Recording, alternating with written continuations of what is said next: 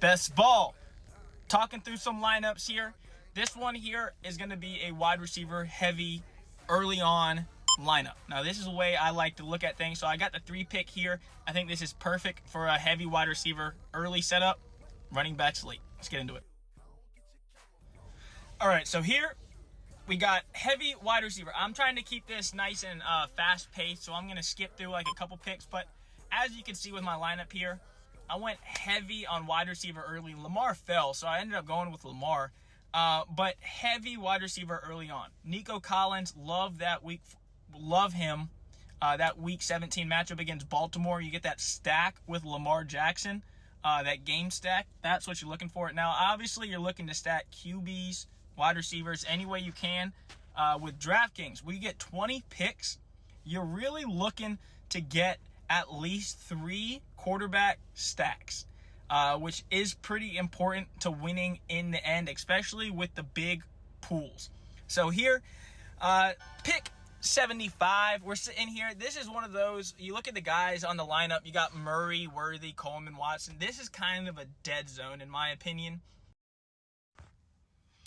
All right, so here, heavy on the quarterback and wide receiver early, which means the rest of this draft is pretty much nothing but running backs, tight ends, and wide receivers to fit stacks. So with this one here, pretty obvious in my opinion. I think that Jaylen Warren is a pretty damn good pick, especially in DraftKings where it's full point PPR. I think he's about as consistent of a 10-point guy as you're ever going to get. And when you catch him here in the 100 spot, if Najee ever were to go down, Jaylen Warren might be the damn best fantasy back in football. You know, you've got Arthur Smith, who is the heaviest run offensive coordinator in all of football. So if Najee were to go down, Jaylen Warren's opportunity would increase about tenfold. It'd be insane. But so here we go. As I said, it's a running back, tight end heavy the rest of the way. I love Dubes. He's playing almost every snap in that offense, and I think it might be the most underrated offense in all of football. So he was just sitting there. And you're also getting a 5th receiver with 0 bye overlap. So good opportunity. Let's check the next one out.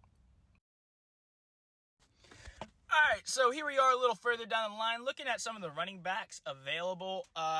Jonathan Brooks, as a Panther fan, I have high hopes for Jonathan Brooks. Now, with best ball, you're looking for somebody who's going to have, probably not start until week 6 maybe.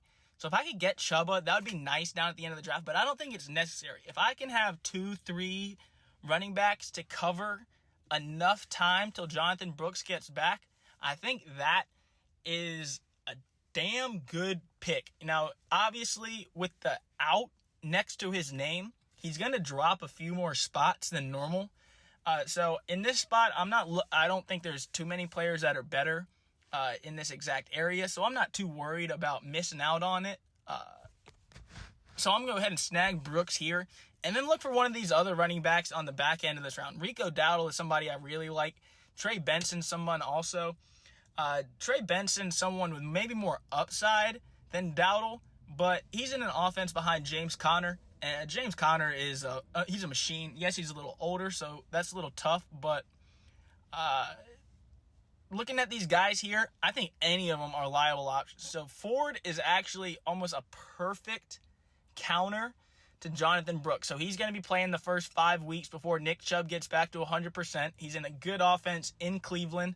He should have plenty of opportunity. Now, I don't really like Ford as a player, but as far as the volume goes, I think that is about as good as you're going to get in that spot. But coming around, so if it's up to me, I think this is Dowdle here. I already have the Dallas stack going. Dowdle has shown explosiveness. He can catch the ball, run the ball. He can do everything. Yes, I do go Dowdle here. So, solid start, in my opinion, heavy wide receiver, but we're catching some decent starting running backs on the back end, or 1-2 running backs on the back end who are going to get plenty of opportunities and are one injury away from heavy volume.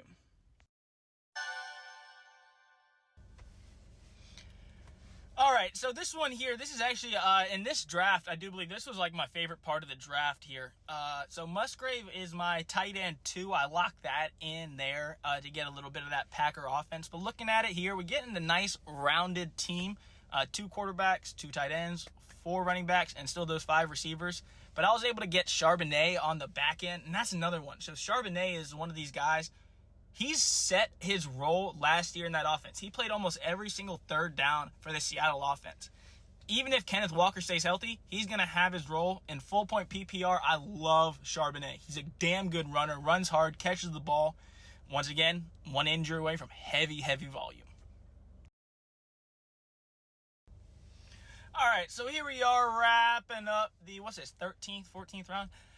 But looking at it, heavy wide receiver, obviously early on, going back to it, but heavy running back late in the draft, running back, tight end. These are guys that I think I love the DraftKings full point PPR for these backup running backs. You look at these guys, you find some of these teams that maybe aren't the best. So somebody like McLaughlin from the Broncos, a late stack on Bo Nix and Jaleel McLaughlin, I think, is one of the more underrated stacks, especially in best ball. And you could throw a Marvin Mims or a Troy Franklin or somebody in there to pair with it. I mean, these guys, it's almost free. I mean, people don't want these guys as much. Now, McLaughlin did get sniped from me, which I was a little bit salty about. But looking at the guys here, Roberts, decent wide receivers, decent tight ends, decent running backs, could go with just about anybody to round out my team. But I am a big fan of Tyrone Tracy. He's older, which is the only issue. But he's a rookie. He's a 25-year-old rookie. But the guy has game, catches the ball out of the backfield. A bad team in New York. Watch for him catching some passes. All right, so as I round out my draft here, this is where winners are made. The beginning, obviously, it's nice getting the stud players, but this is where winners are made. I was able to get Rashad Bateman. He dropped a little bit. Now, I'm not a big fan of Bateman, but considering I already have Lamar and Nico Collins for a nice Week 17 Texans-Ravens stack, getting someone like Bateman is awesome.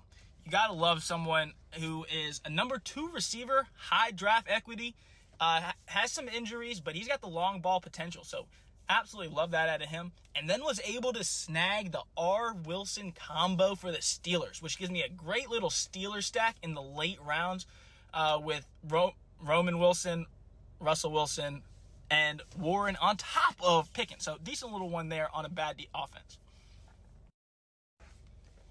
All right, so then here it is, the final lineup here that we have. So Colby Parkinson is one of those late round picks. He's the listed starter for the Rams, and as a new guy, that's something to look at big time. So Parkinson is one of these people here. The Rams play more 11 personnel than anyone in the NFL. If he's able to get 90% of snaps, that's a steal. And then final pick, Keaton Mitchell, my dog. Let's ride.